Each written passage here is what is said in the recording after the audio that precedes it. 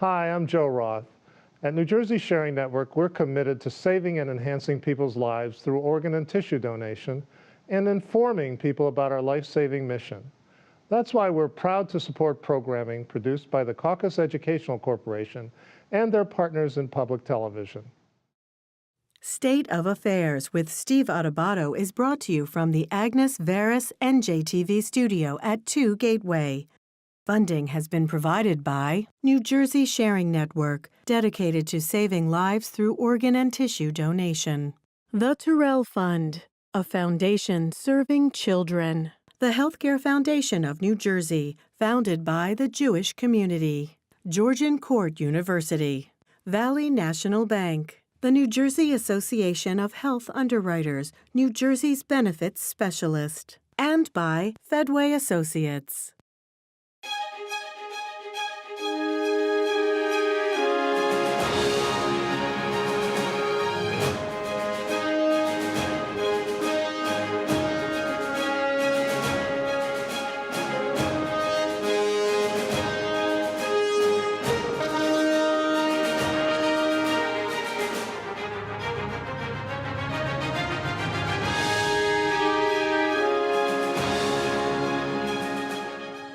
Hi, welcome to State of Affairs. I'm Steve Adubato, coming to you, more importantly, from the Agnes Veris NJTV studio in Brick City. That's Newark, New Jersey. We're pleased to welcome Michellene Davis, Executive Vice President and Chief Corporate Affairs Officer, RWJ Barnabas Health. How you doing? I'm well. How are you? Good. First time in the studio, right? It's gorgeous. Isn't it? It is. Well, Michellene is also the President of Executive Women of New Jersey, and to fully disclose, your organization, RWJ Barnabas Health, is a big supporter of public broadcasting. Absolutely. Now that we have that out of the way, let's talk about Newark. We are in Brick City. We're in Newark. There was an announcement with you, Barry Ostrowski, the CEO of the organization, Roz Baraka, the mayor of Newark, about an initiative called Hire, Buy, Live Newark. Go. Hire by Live Newark is really an incredibly exciting initiative. We are proud to be a part of it. One of the core anchor organizations that came together with the mayor nearly 2 years ago, actually, Steve, and began talking about what can we do, how can we utilize our presence in this city in order to help lift the local economy, right? To ensure that we are, yes, treating patients within the walls of our hospital, but then doing more than that, going outside of those walls and utilizing our place-based presence to lift the community as we climb, right? How so? So that means that we pay special attention, deliberate attention, to how we effectuate our operations on a daily basis. So who is it that we're hiring? And who is it from whom we are buying? And how do we ensure that we are doing this with a laser-focused responsibility to ensure that we are hiring individuals from the surrounding community in the location where we are placed? Now, to be fair, I will tell you that as an anchor institution, one that... What does that mean, by the way? So anchor institutions are interesting entities which, unlike perhaps, I don't know, a local bank branch, are not there for today and possibly gone within a year or two. They don't easily pick up and just move. We, as you know, own and operate Newark Beth Israel Medical Center on Lyons Avenue in the beautiful South Ward of Newark. That's right.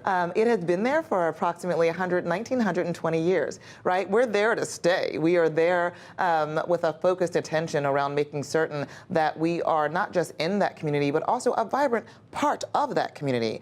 And so how much more sense would it make if, in fact, we were also very deliberate about ensuring that we're hiring the individuals who live right within that community? Is there a clear goal there? Absolutely. So we have already announced the fact that as a result of our partnering with the City of Newark and others that we plan on, that we are committed to, that we have promised to hire 350 residents of the City of Newark. Now, I will tell you this, Newark Beth Israel Medical Center has about 3,200 employees, but we're not looking at just hiring at Newark Beth Israel. You know, Clara Mass Medical Center, where Mary Ellen Klein is the president and CEO, is also an entity part of the system. Part of the system, part of the RWJ BH system, is also an entity that treats But also borders on Newark. Absolutely, the North Ward. And so they treat a large segment of the Newark community. And so between, at the very least, these two organizations,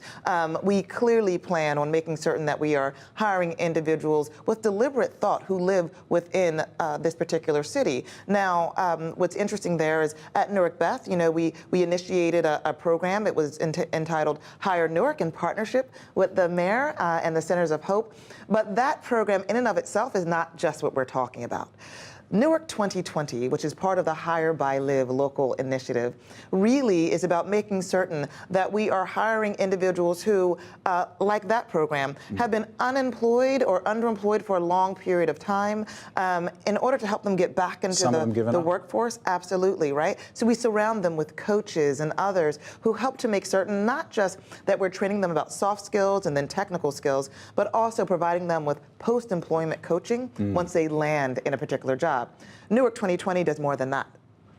It literally, of course, includes that segment of society. But listen, one of our first hires is an individual who presently works for me in social impact and community investment as a project manager. She is in and of Newark. She was born and actually in another country, but lives here now, speaks 3 languages, went to Drew University undergrad and the London School of Economics for her master's, lives in Newark and now works for me in driving our continued commitment in this space for that city. So the other part of it, I just want to be clear on this in time we have, by Newark.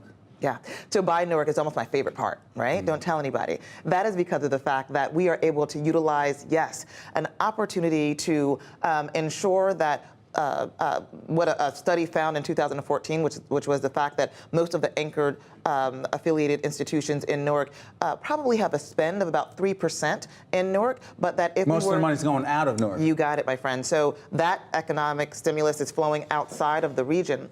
Rather, that if in fact we were just to increase that from 3% to 10%, we would literally create an infusion of $33 million. So that's why more jobs, right? A much more stable economy. But there's more to this, right? That doesn't mean, Steve, that we're just looking for those entities that are already up and able to vend with an entity of our size. Listen, we're the largest in the state. What we get is that if, in fact, we vend with a small company, we may very well put them out of business. It's very difficult to scale up overnight. So we want to make certain that we're also paying attention to what it is that they would need in order to build that capacity to then vend. Is that the role of a healthcare organization? Listen, I'm going to tell you absolutely. So here's the rub, right? Studies have evidenced the fact that 80% of health outcomes do not come necessarily as a result of your time on a doctor's table, but rather from the social determinants of health, which are all of those things that, quite frankly, keep you up at night. It is whether or not you are economically secure. So do you, in fact, have job security? Do you have enough food to make it through the month? That'll mess with your health. Right? The week? The day, right? Are you in fact housing secure? If in fact you miss one paycheck, right, will you continue to be able to pay your rent and or your mortgage? Will you be able to ensure that your family remains in one place, that your children remain in the same school? And if those things are not issues that we believe are literally effectuating an outcome on your health, then my friend, we have missed the boat. We work closely with the New Jersey Sharing Network, organ and tissue donation, an issue that matters to you, it's close to you personally. Organ and tissue donation in the African American community. Yeah. Talk about it. So 30% of those who are waiting for an organ actually are African American. Unfortunately, only 16% of the population that donates an organ are African American. Now, some studies reveal the fact that, or evidence and assert the fact that race is not an indicator, but truth be told, right? That it matters. There are other, absolutely, experts who indicate that it helps a great deal, right? It helps your body to literally receive that organ. Steve, you know that this is special to me because of my family. I have an uncle who had a son who was my favorite cousin. I am the godmother of his children. He was the chief of trauma surgery at St. Joe's in Passaic, which is not a part of the RWJ Barnabas system. So we had a lot of competitive cousin fighting over that for a long time. He was a brilliant trauma surgeon. He was also a trauma surgeon who harvested organs and would oftentimes wax poetic about the incredible need that he saw within this African American community. He, unfortunately, himself, while treating patients, suffered a major stroke. And Steve, as you know, we lost him. We lost him at the ripe old age of 43, with 3 children, all under the age of 10. His youngest of which was 5 months at the time. And so what I saw from that was that in his life, yes, he was a giver, but in his death, he also contributed his organs, everything from blood plasma to major organs, to benefit the lives of 85 other people, Steve. 85. 85 other people. And it's called to the me, gift of life. Oh my gosh! So his parents now orchestrate my uncle Judge Michael F. Giles and his wife Grace, who are, yes, my favorite aunt and uncle. Don't tell them me. They now dedicate their team, Biff's Gifts, in the New Jersey Sharing Network. By the way, walk. New Jersey Sharing Network has a walk every year that we are a part of, and we shoot and do some video there with our colleague Joanna Gagos, and we do interviews, and we met them there. We met you there. I didn't even know you were going to be there, and that's how this whole thing came about. Absolutely. The final message you want to deliver to folks who say, not me. So 2 things. One, there's a reason why so many African Americans do not do organ donation, Steve, and a lot of it has to do with a history of the treatment of African Americans by the clinical medical profession, right? So we understand that. I want to make certain that folks understand that we understand that there's a level of distrust earned as a result of everything from the syphilis experiment to the science, the way in which the science of gynecological and obstetric medicine was literally developed on the literal backs of black female slaves. So I am sensitive to that. That being said, we also need to make certain that we are well informed now about the fact that our community members right now are in great need. I have a beloved friend whose mother needs an O-positive blood type kidney donation, right? We are all standing in the gap, praying and hoping that someone comes forward. So really to that community, to my community, to this extended family, I have to say, please give. Please understand that this is the gift that keeps on giving. Michellene Davis is Executive Vice President and Chief Corporate Affairs Officer at RWJ Barnabas Health. Thank you for sending a powerful message on a variety of fronts. Thank you, my friend. Thank you. This is State of Affairs. I'm Steve Adubato. We'll be right back. To see more State of Affairs with Steve Adubato programs, visit us online at stateofaffairsnj.org. If you would like to express an opinion, email us at info@caucusnj.org. Find us on Facebook at facebook.com/Steve Adubato, PhD. And follow us on Twitter at Steve Adubato. Steve Adubato here at the Healthcare Foundation of New Jersey. This is part of a series of interviews we are doing that's simply called Help for Our Heroes. It talks all about veterans in the state and the nation, but particularly here in New Jersey and what they need. We are honored to be joined by Ray Zawacki, who is Deputy Commissioner, New Jersey Department of Veteran Affairs. Good to see you, Ray. Good to see you. Biggest issues veterans in New Jersey face are? Probably, in my view, it's homelessness and PTSD problems. Post-traumatic stress. Post-traumatic Describe what that means for people. They hear that acronym all the time. Well, basically, it's defined as being an episode or a condition that results from trauma, from experiencing trauma, and such as the trauma of combat. Some folks, post-traumatic stress is a long-term thing, and other folks, it's not that long-term. But getting the individual to recognize that they have it and getting into treatment for it, because there is treatment for it, is the important thing, and that's what we focus on. How hard is that? I mean, this whole outreach thing. I mean, part of the reason we got into this with the Healthcare Foundation is to try to look at outreach to veterans. First of all, how do they find services? How does services find them? How does the state do it? Well, of course, we refer a lot of our veterans to the Veterans Administration, the United States Veterans Administration, the VA. They doing any better, by the way? I think they are, and they haven't, really, we've never had that much of a problem in New Jersey. The problems have been minimal, except for South Jersey. That's a different story. Why is that different? Well, because they have 2 hospitals that serve them, one in Philadelphia and one in Wilmington, Delaware. So if you live in Cape May County, I mean, it's not New Jersey. They have to cross the border? They have to cross the border for specialized care. Now there's a lot of community-based outpatient clinics, but they don't provide all the services that veterans need, specialty care in particular. Is mental health at the top of the list in terms of, I mean, there's so many needs. You got homelessness, or employment or underemployment or unemployment. You got substance abuse issues. But when it deals with mental health, and I know they're not all separate, they come together in so many ways. Do you consider mental health the #1 issue facing vets? Probably is. Probably is, primarily because of PTS, post-traumatic stress. That's probably what causes that. It causes that to be the, one of the top priority items. How do people know? How do veterans know? And how do those around them know that there is a mental health issue, A, and B, how confident are you that those who need it are reaching out and getting it, the help? That's part of the problem, because a lot of individuals experience the symptoms. There are various symptoms that come along with the condition. Sleeplessness, a whole variety of issues. Anxiety, trigger things such as, loud noises or explosions. It can trigger off episodes that the individual would sooner forget.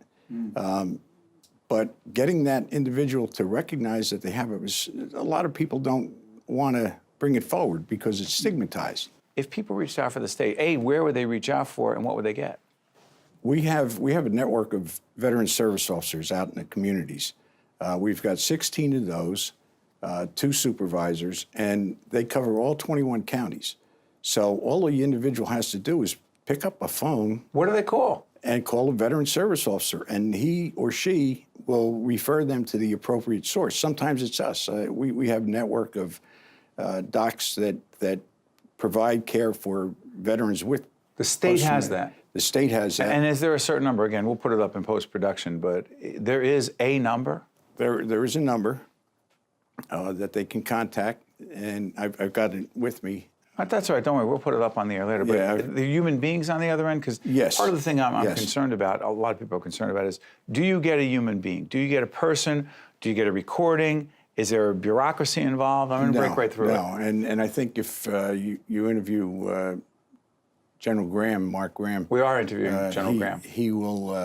He can Connected to the records elaborate program, on that. right? Yeah, absolutely. But yes, there is always a live. That's a 24-hour. By the way, with with General Graham, sorry for interrupting. That's a 24-hour hotline. 7 days a week, 24/7. There's someone on the other line.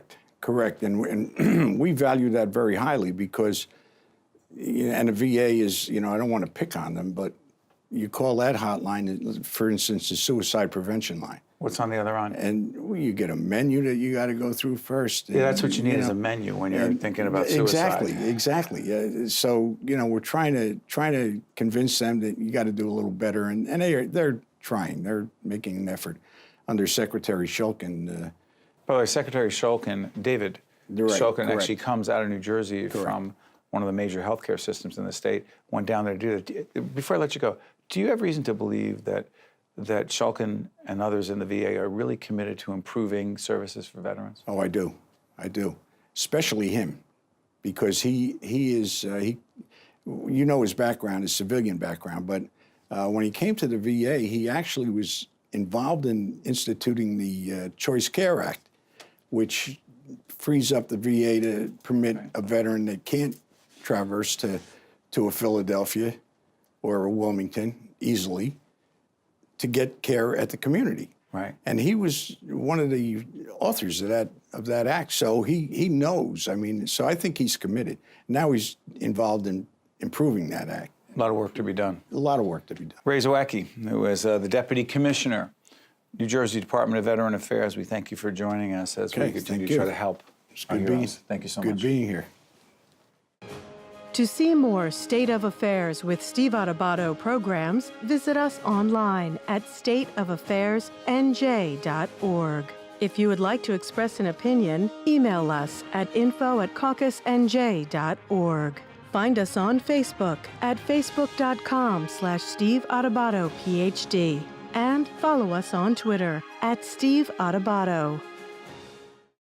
We are honored and pleased to welcome back our good friend Cecilia Zalkind, who is President and CEO, Advocates for Children of New Jersey. Cecile, good to see you. Thank you for having me. We're working together on a new initiative. It is called Right from the Start NJ, dedicated to dealing with important issues involving infants and children. What are those key issues? Well, I think this is the first time that our state has looked in any unified way at the birth to 3 needs of children.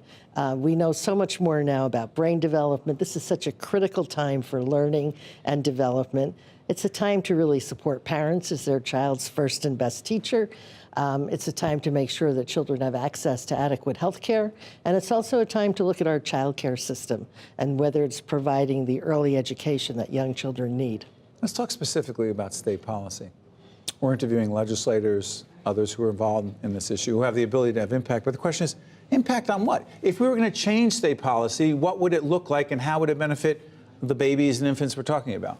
Well, I think there are a number of directions we could go, but to me, the most urgent issue is child care for babies. We have a child care system that I think is imploding. And it's an issue for low-income families who depend on state assistance for child care. It's an issue for middle-income families, too. It's very hard to find good center-based child care for babies. How would people, first of all, making the decision as to where your baby, where your child should be in a center that's caring for him or her, how would they even know what's best? Well, interesting you should ask that. We've just engaged on some focus groups with parents. We launched it on Sunday in my home in Montclair. I live in a neighborhood with many, many young families. And we brought about a dozen mothers together and said, you know, how did you choose childcare? And what I discovered was that it doesn't matter whatever your economic status is. It's expensive, it's frustrating, it really causes a lot of stress, very hard. Surprise to me, there are not that many options for center-based child care for babies. Really? Really. And so when people make that decision, how much does economics play a role in it? Well, I think, yes, for families, economics plays a role. What was interesting to me were these parents were talking about wanting to find a center that they thought their child would be safe and taken care of, that would support their work hours, that they could depend on. And money actually took a second back step to that. You know, when I was writing an article for New Jersey Monthly magazine. I write a monthly column there. And I wrote on this topic, and I actually had an opportunity to talk to you about this. And you said it was a lot of it, the economics has to do with reimbursement. Help us on this. Reimbursement of what, to whom, for what? Okay, so when we talk about child care, we're really talking about all parents. But there's a group of parents who are low income. They make less than $40,000 a year for a family of 4. They're eligible to get some state assistance. They have to contribute to that. It's not free, but they can get a child care voucher that they can use in a program. Our state has not raised those reimbursement rates since 2008. What impact has that had? It's had a huge impact. We've seen programs go bankrupt, programs close, but the most important thing is it's made access to care for babies far less than it is. It's hard to begin with. So we estimate there are about 27% of babies, about 207,000 babies with parents in the workforce. How many? 207,000, 0 to 3, parents in the workforce in New Jersey. Wow. Those are babies with both parents, or if it's a single family, the mother or father in the workforce. We looked at center-based care, this licensed care. There are spaces for about 27% of those children. That's it. That's it. That's it. We need greater capacity. We need greater capacity. We need the next governor. By the way, in our gubernatorial special with Ambassador Murphy and Lieutenant Governor Guadagno, we asked about this question and what their policies would be with their, they had no idea the question was coming. Would a new governor, does a new governor and potentially a new legislature have the ability to significantly impact this area? Yes, I believe they do. I believe a new governor has to pay attention to this. I think there are many child care issues around access, cost, capacity, and certainly quality, but the issue of having enough spaces for babies so that parents can work and children can be in environments that support their development, that to me is urgent, something the governor needs to do on day one. By the way, real quick, before we finish up, the initiative is called Right from the Start. And Jay, there's going to be a website connected to it as well, and it'll link to your site. Here's the thing that I want to make sure people understand the minute we have left. Explain to folks why again, because there's been this whole pre-K, universal pre-K. There was $25 million more in the budget this last time in New Jersey for expanding pre-K. This is not pre-K, right? No. This is before that. Yes. Explain to folks in the minute we have left, Cecile, once again, why this is so critical. Well, 20 years ago, this is what pre-K was. People didn't understand why children 3 and 4 years old should be in formal pre-K programs with a focus on education. But we know now that the brain doesn't start developing at age 3. It starts at birth. And a lot of brain development, building the brain architecture, starts then. That's when children need to be in good environments to support that development. Parents need support, but for all those babies with parents in the workforce, they need a safe, high-quality place to support that development. That's education. It's education at the earliest time. And by the way, lip service doesn't get it done here, does it? No, it doesn't. Not now. This is a system that's been starved for a long time.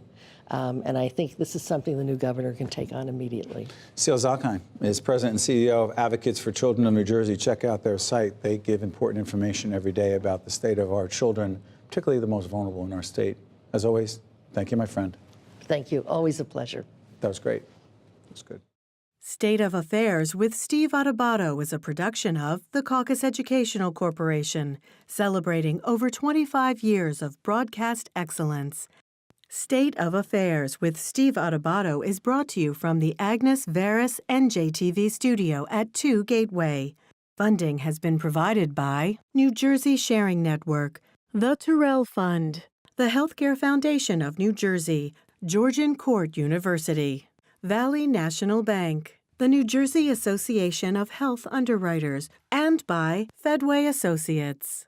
Promotional support provided by the New Jersey Business and Industry Association and by Observer New Jersey Politics. Hi, I'm Peter Rooney. In 2006, I lost my father to renal disease. He was on the waiting list for a new kidney, but did not receive one in time.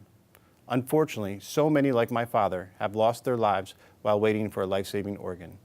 At New Jersey Sharing Network, we're committed to saving and enhancing people's lives through organ and tissue donation and by informing people about this important decision. Because you can make a difference and save a life.